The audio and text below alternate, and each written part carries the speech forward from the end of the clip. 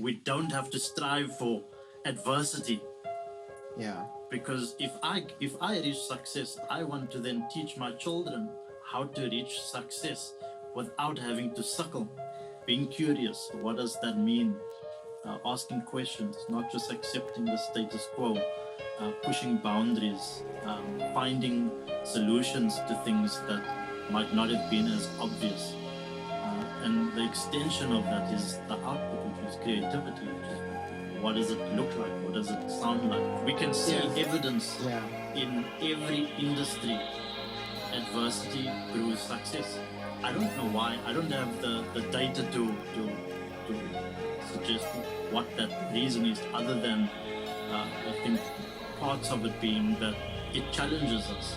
So, and it asks that question, how hungry are we, and what are we willing to do to ensure that we're giving our best, and what does our best look like? We began as an open mic. Young creatives simply wanting to express ourselves. As we supported each other, we started to witness the greatest within. And without knowing, we grew into a talent hub. As we began to detail our craft, we found the courage to share our gift with the world. From merchandise to the sold-out theatre productions. To all the amazing people we met and collaborated with along the way. The process of creating art helped us overcome our fears. By teaching us the power of art. We are here to tell you. We're here to tell you. We're here to tell you. We are here to tell you. We are here to tell you. It's possible. It's possible. It's possible. It's possible. It's possible. It's possible. It's possible. It's possible. I'm Chad Saaiman, and this is Raw. Ladies and gentlemen, we have a very, very, very special guest in the house tonight. This man is heavy into business. This man is a marketing guru. This man is a business lecturer. This man is the CEO and founder of one of the best creative marketing digital companies in Cape Town. We brought him all the way here tonight. His name is Mr. Sven Wolf. Give it up for him, ladies and gentlemen. How you, brother? Do you usually fib about all your guests? Yes, right. I have to, just to, My flight from the UK was make them feel comfortable, Sven, it's been a journey, brother. Can I first say that I'm very proud of you. I've witnessed your growth since when we first met. And I've learned so much from you in business, the way that you are able to bring creatives together, the way that you think, the way that you strategize. I think there's not many out there like you, so big ups for that, my brother. I appreciate you too. And by the looks of it, you're not doing too bad yourself. Not too bad, we're trying, but that's for other people to judge me. I appreciate the love. No, for sure, bro. So you've been through a lot in your life, in your own personal capacity, but also, through business. Can you maybe explain to me, some of the conditioning mentally that you had to do to become the person in business that you are today, and what are some of the steps that you needed to take in order to get there? I think rightfully so. You said it was a journey, and it is really a journey of the mind. 100%. So if I had to just take a few steps back before all that elusive introduction adjectives. We met each other. We were second year at varsity. Yeah. And I'm not sure how much you remember about me, but I wasn't the top student of the class. 100%. We all knew who was that. Yeah. We became very good friends with him exactly, in the end. Exactly. But it definitely wasn't me. Yeah. So what I learned back then was that my understanding of academia and systems of education was lacking. And it could be for a number of reasons. And because of that, as well as the way I personally learned, I was a shitty student. Right? So the system that I was exposed to that told me whether I was going to be a success or a failure leaned more towards failure. Okay. I didn't have the grades. I didn't have the marks. I wasn't friends with the lecturers. So that really influenced me. One, first negatively to understand that I'm, inverted commas, at a disadvantage because I didn't understand the system. But what that did was it pushed me to want to understand it. And so that then became the quest of how I needed to start working with my mind. So strategizing around who I connect with, befriending people in class, connecting with the right group members, all those things contributed to me understanding the academic landscape a little bit better. So from that point, obviously getting like input from lecturers, you're gonna fail. Yeah. I remember, I don't know if you know HOD at the time, not going to give too many names. Yes, I remember. Yeah. You know, there was one time I'm walking down the hall and I had failed miserably in marketing, my major subject, and he said, my boy, you might as well just go home, close your books, you're not worth it. And again, it's one of those things that really stuck with me. And what I chose to do with it was to flip it and turn it into fuel. 100%. I love that. So I connected with the right people. I consumed the right content. And what it allowed me to do was to navigate that uncertainty of this institution might not be the best suited for the way I need to learn and the way I need to navigate, but 100%. I can hack it. 100%. So, yeah, so, you know, another part of that story was HOD, like, yo, you're not going to make it, close your books, stay at home. And I went through a period where I'd failed marketing, I'd failed my year.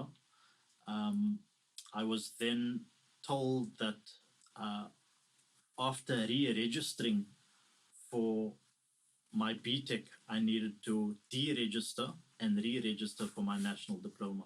So for those of you that don't know what that is, national diploma is what you study when you for the first 3 years of university, and then you go on if you want to do your BTEC. It's like your bachelor. So my marks and my relationships were so bad that I had to deregister. Crazy. And what that did was it put my life into a little bit of a spiral. So I planned the whole year out. I'm like getting my degree at the end of the year, and all of a sudden I've been pulled from this cycle of learning middle of the year. So I'm left without a job. I'm left without a qualification. All that time on my hands. So, you know, I was exposed to good content. I was exposing myself to better thinkers. So I found a factory job. Actually, there's an interesting story around that as well. I don't know how much, if I ever told you about my brother, but he's we've told me a few things. My older brother suffers from bipolar. Mental disability. So he had a job set, a little business set up for himself via a family member, and he got a little bit ill, and that business idea or concept was sort of put on hold. So because I had all this time, I took over that and I ran with it. And what it involved was sitting in a very cold, very dusty factory that was probably like 6 by 6 meters. Crazy. And for the next 8 months of that year, I went in every day and I assembled thousands and thousands of pieces like an assembly line. Crazy. So I wasn't using this intellectual capability to the best of what it was meant for. I was in a danky freaking factory, but what it was teaching me was humility. Discipline. So my mind, through assembling thousands of these components every week that I would then sell on to a lighting manufacturing company, allowed me to strengthen my mind. And I think from that point, I always underplay that, and I never give the recognition to that little period of my life, but that changed me. do you think that, I mean, you said so much profound things, you know, and do the first thing is, before I forget, like the first thing is that lecturer that told you, listen, dude, like What an arsehole at the time. marketing is not for you, right? Now if we just look, imagine it was a play, right? And we just look at we watching Sven and we watching this interaction, right? What a pivotal point in the life of Sven Wolf. Because should that lecturer be nice and say, bro, don't worry, the behavior would have stayed the same. And if the behavior then stays the same, the result is then predictable, right? So we can, I mean, and everyone has this enemy or nemesis or person, negative person in their life, but it's for you to be able to, like you say, manipulate your mind and see it as a fuel. I would even say take it a step further and call it choice. So yes, there's a little bit of manipulating, like how you configure your mind, how you hardwire your mind, but ultimately it becomes a decision. You know, so I decided that negative moment or that impact of that moment wasn't going to determine what I valued or deemed as my success. So I flipped the switch. I figured out my way of thinking, and I made a decision to use that. 100%. My next question then is, based on that interaction that you had with that HOD at the time, do you think that we all need to be confronted with that situation? No. Can I finish? Sorry. Sure. Sorry. I tell you why. There's a pattern. There's a pattern whereby almost this sense of, I don't believe in you. You will never make it. Like you might as well just close your book and try something else. There's something in that, right?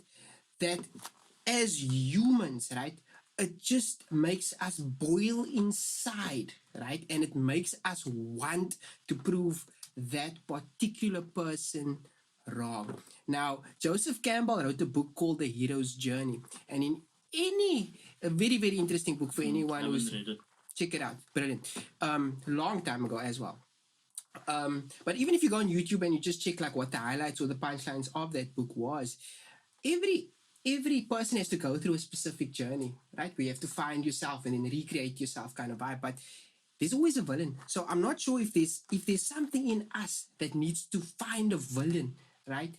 To almost, showcase our flaws or a nemesis, right? Because when you have that person that's so honest and raw, because maybe at the time, based on statistics, it doesn't look like this guy's going to make it. I've been in the industry for 30 years. But when it's shown to us, almost as a reflection in the mirror, we then say, no, not anymore. Not on my watch. I think it's a very interesting insight. Definitely just on that last point, that mirror part, So what was that reflection for me? If I have to sort of be honest, it was that reflection of, am I good enough? Am I really giving the best to this current situation, be it studying? And that's a hard pull to swallow. 100%. And I think generally people don't like looking in the mirror and being like, that's my flaw. Yeah. I need to work on that. Yeah. But it's still a choice. Yeah. Because I could walk away and be like, what a dick, what a total freaking arsehole, and for the rest of my life he's just the arsehole. Or I can use that as the mirror. Yes. But that you can do with anything and everything. 100%. And when you find that, that's gold. Yeah. But that's, again, working on your mindset. And your conditioning. Exactly. And I think, the way that you articulated that message was beautiful, bro. And what I think is, there's something about adversity, not only breeds success, but breeds creativity. We don't have the money, so now we need to make a plan. We need to figure out how we're going to get the same result with less resources. Definitely. You can only get creative that way. And I think there might even be a link where that creativity actually breeds the success, the way of doing something differently, more cost effectively. Not because you want to, because there's no other choice. You don't have the luxury of choice. And there's something about the process. There's something about going through hardships. There's something about learning those very, very important lessons, because the only way that you come out of the hardships is when you look into the mirror and you're like, oh, okay, cool, those are my flaws. Okay. Some things I can't change and I'm going to have to work with. Okay. That's the color of my skin. That's my height. That's my religious past. That's the old high school I went to. There's some things that we can't change, unfortunately, right? But we have to accept those things. And once we look into the mirror and have that reflection, okay, cool, now it's me versus me. I think there's a third part to what you said just before this. So do we have to go through adversity? And I said no. You said I'm going to continue. And my take is so yes, we have evidence that adversity does, but at what expense? So what's the opposite of adversity? Luxury, maybe? I don't know if it's luxury or if it's ease. And if you dig a little bit deeper into what does ease relate to, or what characteristics around ease, having a culture or a society or a family backbone that's more encouraging, that's more reflective, that's maybe more conscious, that speaks into, it's more inclusive. Yes, exactly. Then you don't have to necessarily have all the adversity. So yes, I know we're contextualizing to the current environment, but just going on a philosophical rant a little bit of, I like it. We don't have to strive for adversity. Yeah. Because if I reach success, I want to then teach my children how to reach success without having to suckle. So that is a beautiful scenario that you've just painted now, brother. And I think what you've said now is something that everyone will struggle with moving forward. I think, at the end of the day, if we look at life in general, we all want to be fulfilled. We all want to be happy, right? Let's look at. Let's say you look at something that you love. Give me something that you really love doing. Like mountain biking. If you had to mountain, you really love it, right? It really brings you joy. If you had to do that every single day, right, for the rest of your life, I guarantee you wouldn't be happy and you wouldn't enjoy it as much as you did, because everything else that you do creates the context, creates the joy for the mountain biking, so that when you do it, it's like, I hear you. Do you understand what I'm saying? Yeah. So therefore, that adversity in some way, shape or form, actually, and the feeling of accomplishment, and I deserve now to have fun and chill and have a glass of wine, or go into my happy place in the mountains. We're going really philosophical. We're going deep, bro. We're going deep, and I love it. And we need to have that balance. You understand what I'm saying? Yes. If we just, that's Contrast. why 100%. So I'm saying, therefore, if we just have ease, I don't think we'll have as much creativity. In fact, I think freedom in some way, shape, or form. There's a guy called Rollo May, and check him out. And Rollo May basically spoke about that freedom is the main breed of anxiety. So the more freedom you have, the more anxiety you have. The more time you're thinking, what must I do? This, you know what I mean? But we also I agree with you, and I think that point is also super beautiful. Yeah. But we also contextualizing that everybody's experience needs to be or is the same. Yeah. So needs to be. Are you saying it needs to be the same, or it is the same? So we're saying that there's a blanket approach, right? So in order to reach your level of you need to have introduced or gone through some level of adversity. So yes, to some degree, that's good. Yes. If we're talking specifically like career mindset, I think not necessarily. Okay. I think there's parts of things that in other parts of our life that can be, we can go through adverse and experience contrast. Yeah. But if we're wanting to progress career-wise as artists, creatives, business people, I think there could be a whole lot in terms of systems, a whole lot more ease to avoid all the time wasting, resource wasting, if we're wanting to create more inclusiveness and more success. I think generally I believe across our society. and I think, just so that we can explain that to everybody, what we're trying, what you specifically talking about is sort of evening the playing field, man. And I think that's correct. So I mean, if I'm going to, and I don't want to get political, but what I'm saying is, people then run 5Ks for exercise, for fulfillment, for joy, for happiness, and not because they need to catch a taxi to school, right? Exactly. You know what I'm saying? Exactly. They're eating one meal a day because it gives them more energy and not because there's no other food to eat, right?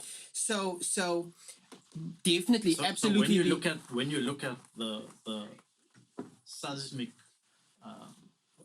generational or society at large that's experiencing strife, we don't want more of that. 100%. We want more ease, more access, more opportunity. So it doesn't mean that if you fail your test that's not adversity, and you can't use that to change.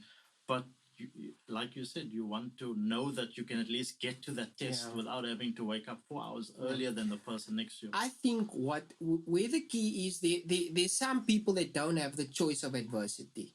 So what I'm saying is, I believe my blanket statement would be that adversity will, if it's you versus you, adversity is what would make is what would sort of produce the best version of yourself. Adversity. But it needs to be by choice. You need to choose, and it shouldn't be, this is stowed upon my life and I have no other way out.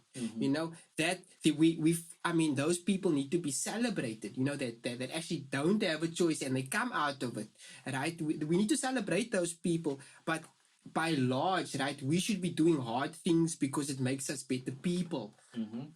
We shouldn't have to be doing it because there's no other way out, there's no other choice. It's the only thing that we, So what I'm saying is, to sum up, and I'll ask you the next question, but to sum up, adversity does breed success in some way, shape, or form to the individual. But the problem in the society is that some people are not choosing it. It's just bestowed upon them. And that's the only way out. And that's the sad thing. I think that's a nice closing to that one, which is that we all have choice at the end of the day. 100%. And I mean, and just to add one point, which I think is important for all creators to understand, is, like you beautifully said, like we have, you could have easily said to that lecturer, he's probably right. Maybe I should study something like psychology. My mom always wanted me to, that kind of thing. But you chose to say, you know what? Right, this is my circumstance, maybe I have some learning disability, but I'm going to find a way to make it work. And I think there is something that is so strong, something that is so beautiful, something that is so profound when people have that moment of introspection to say, you know what, I don't care what the circumstance, what the obstacle, what the barrier is, right? I'm finding a way to make it work. Your way out. Your way out. And I think that's a beautiful thing. My next question for you, Mr. Sven Wolf. You've started a fantastic company, brother. Thank you. You've started a company that thinks differently. You've started a company that embraces diversity, that embraces change, that embraces the digital revolution that is upon us, right? And definitely there's an ethos of creativity, right? Such a strong ethos of curiosity. Wow, I got it right. Excellent. Well, for a mediocre student, that actually also didn't like. Firstly, my question is, why those two things? And secondly, what was sort of the challenge putting Blackwolf together as an agency, as a creative collective? Sorry, what were those two things? So, curiosity. Sorry, what? And, Just say that again. Curiosity. Okay. Cool. You learn Past. every day. You learn every day. Thank you. I'll take my 50%. And curiosity and creativity. Mm-hmm. There's a strong ethos in Blackwolf, right? Mm-hmm. And why those two things? Let me ask the question in phases. Why those two things? You know, I'm very philosophical. If you're gonna go deep, brother, spinning our tires here. Let's do it. So I think, as you will know, as you building Raw, it's just an extension of who Chad is. 100%. So by Chad understanding himself, he will then naturally start to see those elements emerge in the business. And I think that's in its most simplest answer. That's what it is. So who is Sven? Okay. By nature, Sven is super creative. He is prefers to think about things before he does things. So some people would term that as maybe intellectual, and so you will start to see that pull through. Being curious, what does that mean? Asking questions, not just accepting the status quo, pushing boundaries, finding solutions to things that might not have been as obvious. And the extension of that is the output, which is creativity, which is what does it look like? What does it sound like? How do people feel when they engage in it? So the Blackwolf is an extension of Sven, and all the people that's involved in it, the team members, they all have elements of Sven. And the collective of that is a team culture that brews that very thing that Sven initially maybe sparked, curiosity and creativity, but now it's owned by the team, so the 100%. Team carries it forward. So you've obviously, and why I was smiling while you were talking, because I've worked with your team in studio, right? You know, and they do remind me of you. So we only use you for our sound edits. Appreciate the business, brother. Thank you. But your team is literally, they have, like you said, they have elements of Sven, right? I mean, you've started your company from, you know, in your own, like me, like in your own space to getting your own place and, you know, like expanding, right? And I mean, you have a big team now, but how do you, this is my question for you as a fellow entrepreneur. So, you know, you always, when you start off your business, very small, and your small team, you kind of almost like a socialist kind of vibe, you know what I mean? Where everyone looks after everyone, you know. But now, and there's a certain culture, there's, you know, there's creativity, there's curiosity, and like, this is the vibe, this is the culture. The culture, the corporate identity, exactly, right? How do you maintain that when you scale? That's my question. How do you, because obviously, like, people don't understand, like, there's different, like, just not to get political, because there's way more people out there that know much more than I do. Like, I'm not really big into politics, but like, people talk about socialism, they talk about communism, they talk about capitalism, right? And I think for me, like, capitalism is the only system that is proven to work, kind of work, not even proper work, but kind of work on scale, because when the administration of people, it gets so much when you administering like so much people. It becomes so hard to manage people. So how do you still keep those rules and regulations, but still have that corporate identity and culture and love and you know, teamwork and all of that things when you're scaling? You know, there's a key word that struck me over the past 2 weeks, and I've come to engage with it in multiple different aspects of life, business, relationships, family, and I'm still trying to figure it out, and so I'm exposing myself to a lot of content.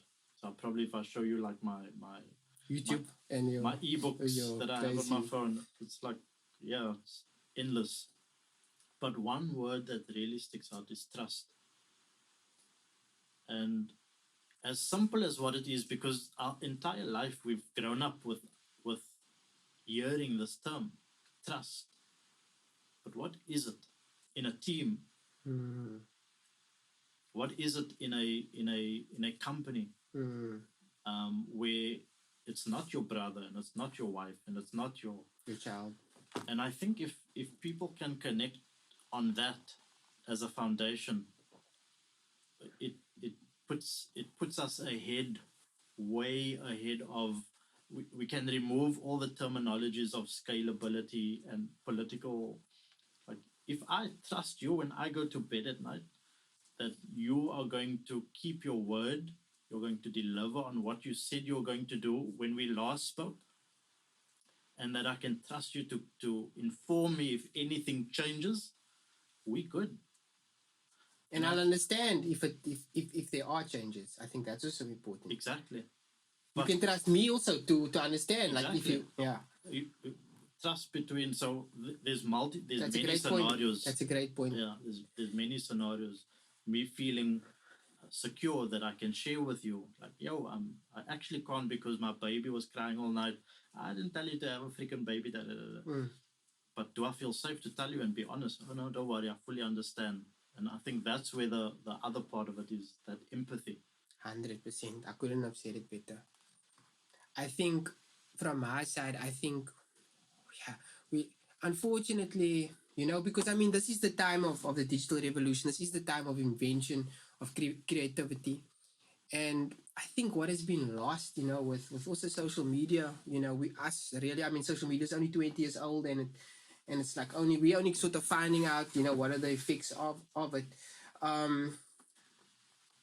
I think we've lost the oops, I'm sorry, I didn't mean to do that, and then the response is, it's okay, man, don't worry, you'll get them next time, or I'm compassionate, I forgive you, it's fine, right? Like, I understand, you're still young, you'll get there, you're not my age. That there's like two ends of that stick, like very, very trusting or not enough trust. No, I think what you said was spot on. The trust needs to go both ways. Yes. So for instance, if let's say, and hopefully this comes through one day, if I'm employing you, no, I'm joking. But let's say in this hypothetical example, I'm employing you, right? And you come to me, right? And you tell me, yo, Chad. What will I be doing? Knowing me, where would you see me fitting in this organization? For real? Yeah. Like, I would like to just be on the board and I want you to run the company, that kind of vibe. Because I know you're good at that. Like, you'll kill it. Trust me. I trust you 100%. I trust you to bring in the numbers.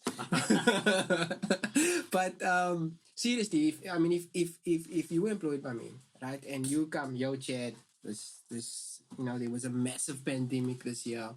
I know that this was the targets, I tried my best.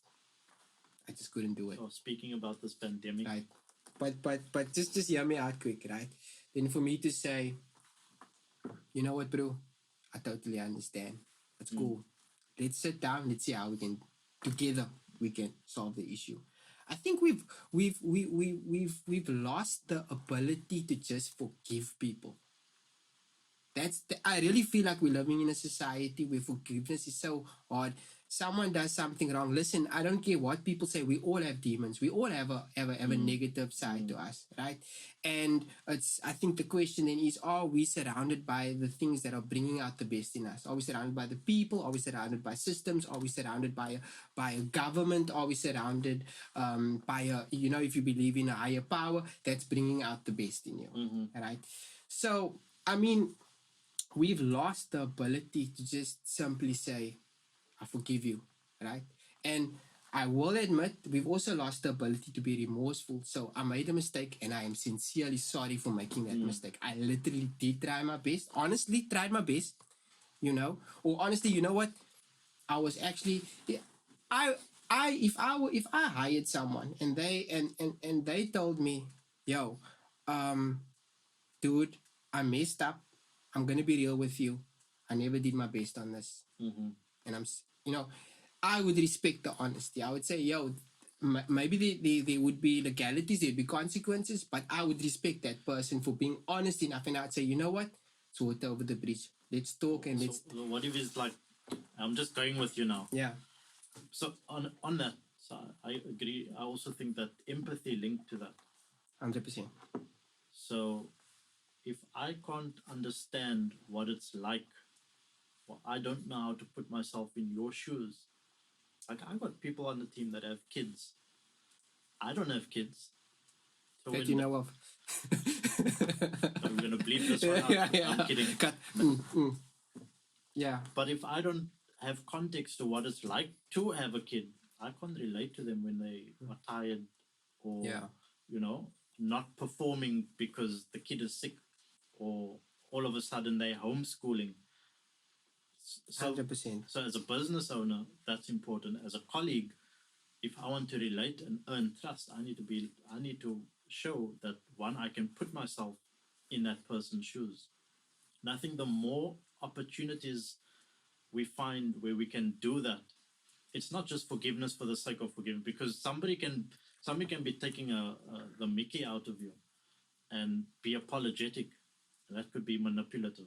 That's, I think, but that's what I'm saying. It needs to be honest and sincere. That's the only reason why I think maybe. And I'm gonna let you finish your point, sorry, but before I forget, like I think that's also why maybe people don't forgive or have sort of forgotten how to give, is because people have been, you know, taking the mickey. People have been, you know, making excuses when they're just not being honest and saying, you know what, I was actually careless. You know what, I didn't pay attention. I did taking things for granted. You know what I mean? Not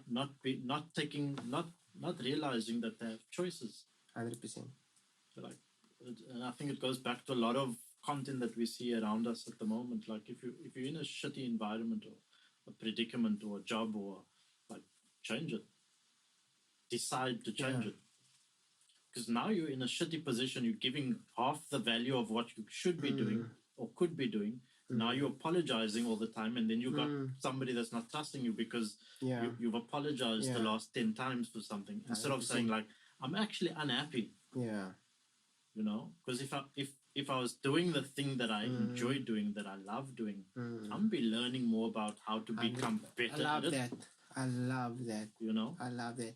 Do you think that people are? Because I tend to think, listen, I'm not insensitive to obviously people that are in careers or in jobs and they have 3 kids and they're just looking, you know, and they want to feed mouths and they want to put a roof over it. I understand that. The circumstance. I understand that. So my question then is, right, are people willing to sacrifice for the greater good, right? Sorry, are they willing to lose the ego? Are they willing, right, to not be able to pay the bond and move into a smaller apartment or move in with their parents? Are they not willing to sell the car, maybe get a cheaper car, or maybe start using public transport, right? These are all the things that are possible, right? So you can leave the job and pursue some, maybe start your own business, get the information to do it, surround yourself with the right people, and you will be happy. But I think it's hard though. It's hard because what would other people think? I think when we are able to remove the ego and say this game of life is me versus me. These other people, they actually just a construct of my fucking imagination, and they're here to teach me things. So the moment I actually see life as doesn't actually matter what they think. All that really matters is that I don't care what they think, and I'm doing things that bring out the best in me, that have adversity, so I can learn the lessons and understand the process and get better, and start surrounding myself with systems and processes and people that bring out the best in me. But I don't think people are willing to just drop the ego and say, you know what, I think evidence again points to by choice, people are not willing to choose a short end of a stick for long-term opportunity. It's just mostly it's. I think we can go back to how we educated and how our financial system and education has been presented to us, and that really steers us into how we then make decisions around risk. So when we don't have any debt, car loans, house mortgages, we can take a little bit more risk. We can make decisions that allow us to progress a little bit further. But when we got that heaviness of debt, it's harder. So how did we get to that point is the question I think we need to try and find a way to untangle. So we're not taught how to manage money. 100%. So we're not taught how to start a business. 100%. So if we're not taught those things, are we at a disadvantage around how we are brought up to think? So when we finish with studies, what's our next route? Get a job. After that, get that car that you like so that you can find Mary and run into the sunset. Yeah. And then all of a sudden, you and Mary got a kid. Yeah. You're saving up for education with a car loan and a mortgage. And then where's your risk exposure? 100%. How are you able to diversify or take more risks or more chances? Yeah, and I think that's a beautiful scenario, and I think we must just be careful, right? And because we talking about really challenging yourself, right, and putting yourself in sort of deliberately in adversity so that you can sort of bring out the best in yourself, right? We must just for me we must just be very careful of the example, because there's nothing wrong, with everything that you mentioned, as long as those people sincere, and I mean the sincere, as long as John and Mary and little Kate, right, they are happy, they are sincerely and honestly happy people, and they are kind and they're compassionate and they're loving to other people, then none of the other stuff matters. The problem is when they're not. When they're not happy with the house that they bought, when they're not happy being in the financial situation in they are, but they maintain it just to sort of put up the smokescreen and mirrors of what other people think of them. That is the world we live in, where people are more concerned about what other people think than their own happiness. So we're excluding people who are happy, because fuck them. Yeah, I hate those people, goddammit. They are so annoying. But we almost wanting to talk into situations of people who are finding it difficult. They're in a difficult situation and they want to move from that point. Yeah. So like we got dealt a bad hand, and yes, we are at a disadvantage. Now what? What choices can we make? There's this thing with, and I'm not going to be ashamed to say, but I used to love watching Oprah. Of course, bro, she's the queen. Oprah had this one segment where she's interviewed different people, and she's like, so the way she navigated from one situation to the next was asking herself, what's the next best choice? What's the next best move that I can make? And what that really allows or elicits one to do is think about the current situation and then saying, cool, what are my options that's in front of me? And what's the next best move towards the next best outcome? 100%, bro. And I think that's a great segue for the next question, right? So how do creatives, right, actually, what's the next best move for creatives in the new normal in terms of personal branding? I think you're asking the wrong person. If you look at my socials, I don't have like, and this is. But if you, for instance, if I'm a creative and I had to hire a Blackwolf agency to help me, and you strategizing some basic core tips. I'm not going to answer the personal branding right away. I'm going to say that, like, why do you want personal branding? What is it that you're wanting to achieve as an artist? Okay, fair. And I think understanding that then helps to then decide what's the next decision or move one can make. If personal branding is the next move, then it's the next move. You will know. 100%. If it's first creating more product, if it's first getting your craft right, if it's first getting your mind, if it's first understanding yourself better, then I'd advocate for that. Then move to personal, because I mean you're going to spend a lot of resources, because that's the metric by which everybody's moving towards. 100%. But now you've got 10,000 followers, nobody buying anything because you don't have product to sell. it's almost counterintuitive for me. So my personal approach is focus on the product. For me, it's Blackwolf. Blackwolf's the product. It's the brand. So I'm putting my resources in there. You'll see 100%, content. You'll see social. You'll see interviews. You'll see that happening. Yeah. Once I establish myself from a business owner, I can leverage that into my personal branding. That's just me. 100%. Somebody else could be making tons of sales, and what they need at that point is to, because they want to be an influencer and they want brands to give them free product and pay for creating a couple of posts. Yeah. Like I work a lot with other brands and other agencies. I get to see what the Parnells and Boiti and these guys are charging, and it's ridiculous for 4 posts, 6 posts, a couple of tens of Ks of. But I mean, at that point, I'll take Wayne as an example. He's a fantastic cricket player. That's his product.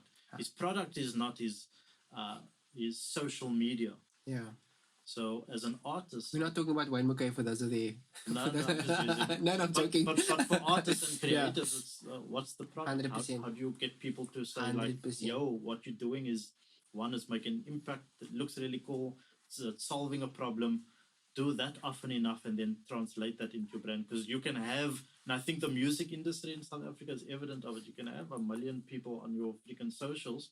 Yes, you can get 20K for a couple of posts. But you release an album, if no one's buying, you're not making anything. 100%. Sven Watlington, I could sit here for hours and talk to you, brother. Before I ask my last question, let me just say I am a fan of Blackwolf. I am a fan of yours, of your work, of your business mind. Keep doing what you doing. I'm a fan of Tight. Thank you. I think what you've done with the studio, with the team around you, I think it's really inspiring. I really appreciate that, brother. This podcast. Thank you, brother. I think a few months ago we were talking about this podcast, and now you got me on your show. Oh yes, but I had to, and now you're gonna have to figure out how to get rid of me. Just bro, keep doing what you're doing. A lot you do fabulous work, and the full circle of you not being wanted at the institution by a specific individual, and then you going back there as a lecturer is just a sort of light on the type of person and the type of character you have. So big ups for that, for being a fighter and for never giving up, bro. With a bone, a wolf with a bone. A wolf with a bone, bro. A wolf with a bone. And so yeah, brother, just like thank you so much for being on the show. Really appreciate it. Before I ask my last question, where can people find you? I'm available online. LinkedIn is my preferred channel of connecting with people. Outside of that, it's Instagram, email, Facebook. Perfect. And then, of course, our website. Do you have a link? I do. It's blackwolfagency.co.za. Okay, and we'll put that, and we'll put that in the description below. Respect, brother. Thank you. My last question for you, sir, is how do we make this creative industry a better place in Cape Town? I've been sort of tussling with this a little bit because I've been chatting to other friends of mine that started businesses recently, and I had an interesting conversation with a communications agency, owner of a communications agency last week, which made me realize again that contrast, like realizing what you don't have and then inspiring towards that we don't necessarily have a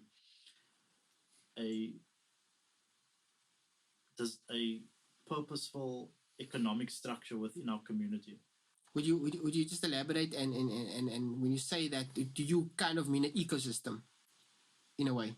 An ecosystem, yeah, but more focused within that ecosystem. You got an economic hub. Okay. So I know Chad. I only use Chad. Okay. For my sound mixes. Okay. I know Marlon. I only use Marlon for my video. Then it's of course the lifting, grabbing one hand to reach further and then extending the other hand to lift another. And I think there's not enough of that. But there's not enough of those conversations. And when there is a lot of conversations, there's not enough doing. So again, it goes back to that. Yes, social is important for personal branding, but if it's not authentic, if it's for the likes and it's short-lived, what's the impact of it? And I think that's where we're sort of heading more towards, which is how do we become more impactful in our community? What are the things that we can do day to day and extend that hand to lift somebody up, or utilize that talent specifically, and not go outside of that. And with that, brother, thank you so much. You answered that question very beautifully. You're a man of the people. You're an absolute champion. Keep doing what you're doing. Keep shining. But most importantly, keep making a difference. Thank you. Respect, brother. Cool.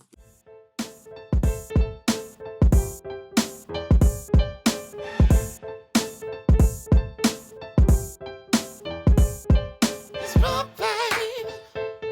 And it's rock, baby. And it's rock, baby. And it's rock, baby. Yeah. It's rock, baby. And it's rock, baby.